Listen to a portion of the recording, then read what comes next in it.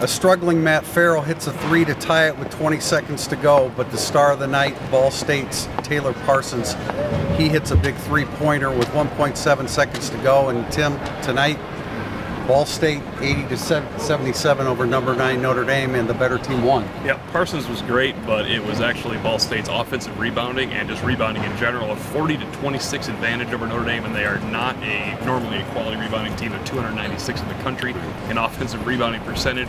It was huge tonight because two of their offensive rebounds were tip-ins in the last couple minutes that kind of kept Notre Dame at bay.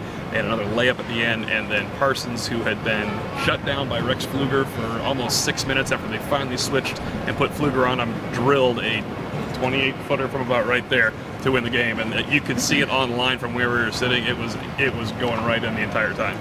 Ball State was a confident basketball team. They took Notre Dame's best punches tonight. Notre Dame took the lead in the second half, really came out smoking the start of the second half and led by 4, but Ball State grabbed the lead again, ended up stretching it to 9, I think, at one point.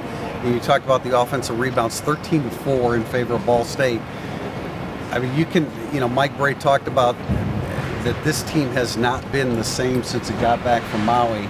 This is a perfect example of it. I think it was interesting, you kind of mentioned during the game that TJ Gibbs, their third scorer they need, really had a rough day, and Coach Bray mentioned afterwards part of that might have been because he was guarding Parsons. It did surprise me a little that it took so long to make that switch to Pfluger. He did shut him down. I asked Parsons after the game, and Parsons said, I know he has a reputation of being a really good defender, and he was hard to get around. There was a 9-point lead. Farrell finally got hot, hit a couple of threes, driving layups, drove for 4 free throws, kick out to Gibbs for a huge 3, actually, which was going to be one of the stories of the game. But Ball State just kept coming. They are a good offensive team. It's going to be interesting to see how they handle success like this, and if they can. I thought it was a good point. They said we're really not afraid of these environments anymore because they went out and lost at Oregon and Oklahoma, and it served them well tonight. When you go out and play teams like that prepares you, and certainly.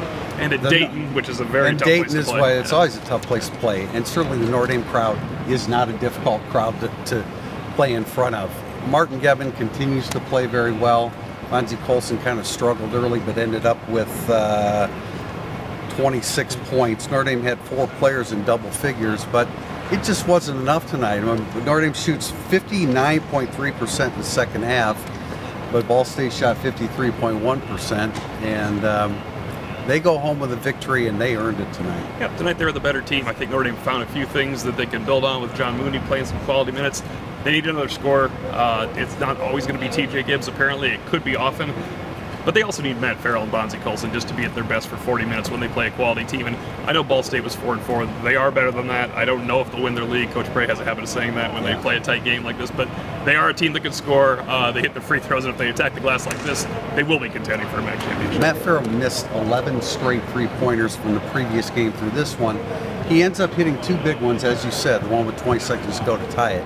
The problem is that he didn't hunt his shot earlier in the game, and Mike Bray pointed out that they need him to do something in the first half, but they also need him to do something early in the second half, and he shied away from his shot, which is not like Matt Farrell. And I don't think you'll see that on Saturday at Delaware when they go to face former assistant Martin Inglesby, the new head coach. But as of now, Notre Dame, an 18-point favorite, falls at the buzzer, 80-77 to Ball State.